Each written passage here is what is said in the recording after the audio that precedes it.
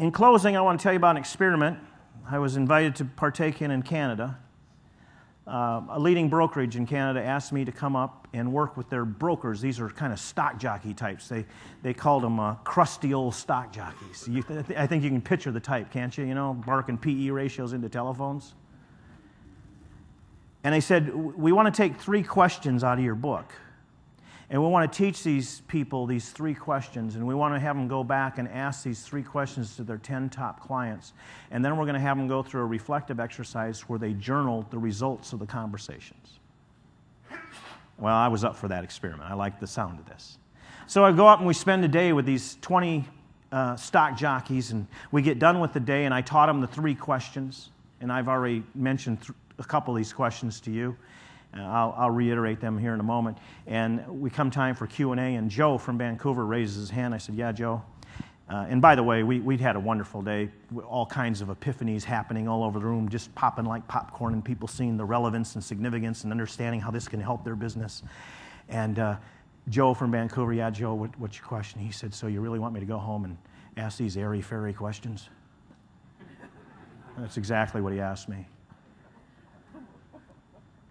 Well, those sort of questions never bother me. I know that that's fear talking. See, Joe knows he's painted himself into a PE ratio corner.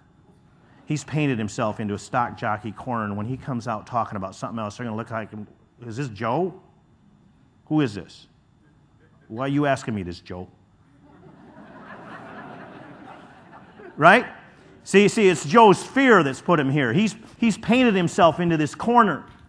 Because Joe's never been in the people business, has he? He's been in the money business. He happens to work with people.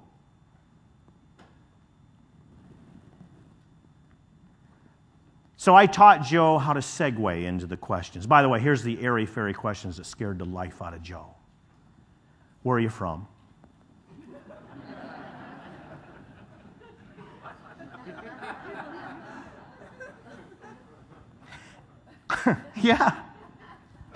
Yeah, where are you from? And what was money like growing up?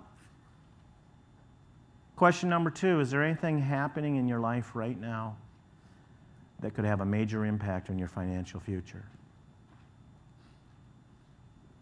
Is there anything happening in your life right now that could have a major impact on your financial future? Question number 3, if you already had all the money you ever wanted, what would change in your life?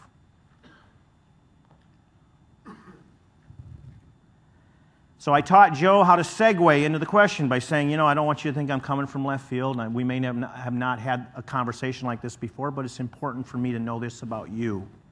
That's hard to resist that, isn't it? When somebody comes to you and says, hey, Gary, there's something that's important for me to know about you.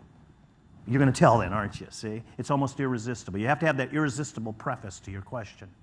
And so this is just a great story because Joe writes his national sales manager an email the next Monday afternoon, and the national sales manager forwards the email on to me. Joe's second conversation was with Mary. She's been with him almost 10 years. She's got like $1.5 million with him. And Joe says, hey, Mary, I don't want you to think I'm coming from left field here, but he said, there's something that's important for me to know about you, and I'm asking my best clients this question. Is there anything happening in your life right now that could have a major impact on your financial future? And Mary just sort of looks at him funny, like she's trying to figure out if this is Joe. And she says, well, it's ironic that you would ask. And she begins to tell Joe the story of her brother who's got some disease that they can't get the prognosis on it. And he's been going from clinic to clinic, and he can't work. And now his wife has had to leave the home and go to work, and Mary's been subsidizing their existence, and she's just consumed with this whole thing, helping her brother find an answer. She's been neglecting her business, right? I mean, isn't this how life works? It's like a domino effect, isn't it? You just can't isolate in a vacuum a financial problem. And so this thing's affecting her business, it's affecting her personal life, it's affecting their personal life and their finances. And she's telling this, and she's going into all the details of this story, and it's really quite a story, and they don't know where this is going to end. And then about 15 minutes into telling this story to Joe, she suddenly stops and she says, Joe, in all the years I've known you, I never imagined I'd be having this conversation with you. Now, Joe was a sharp enough guy to know that that wasn't a compliment. And so he held his peace. And then she said, well, since we've had this conversation, she said, I'd like to have another conversation. But she said, I need to be clear about something to you, Joe. I had no plans on having this next conversation with you until we had this one. She said, I have $3.5 million proceed coming out of my business that I need to make an investment decision on, and I'd like you to weigh in on it. Now we come to what this is really all about, and it's not money. It's what causes money to move toward you. It's the emotional, spiritual, psychological force I referenced earlier. And it can be described in one word. And what is that word? People say trust and caring and connection and relationship. And those are all in the right zip code. But the word, in a word, is empathy.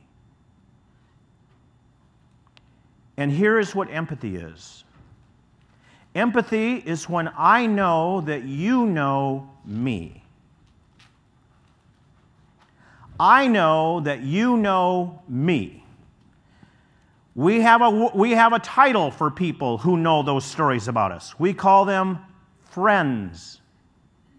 It's either that or blackmail. We chose to call them friends. I know that you know me. And there's only one path to empathy. There's only one way to have empathy form between two human beings. Do you see now how trust is the fruit of empathy? Right? You know what the magic of empathy is? It's not just that I know your story now. I want to be a champion. I want to be a protagonist in your story. I want to do the right thing for you. I want to help you because I'm involved in this story now. How many of you find it energizes and motivates you to know what's behind these numbers, right? It helps you become a hero in the story. It's a powerful life force. Empathy is the most powerful force between human beings on this planet, and there's only one way that empathy forms: through a story being told. Without the story, there is no empathy. And there's only one way to have the story told, and it's by asking a deliberately designed question that was designed for the express purpose of adducing that story.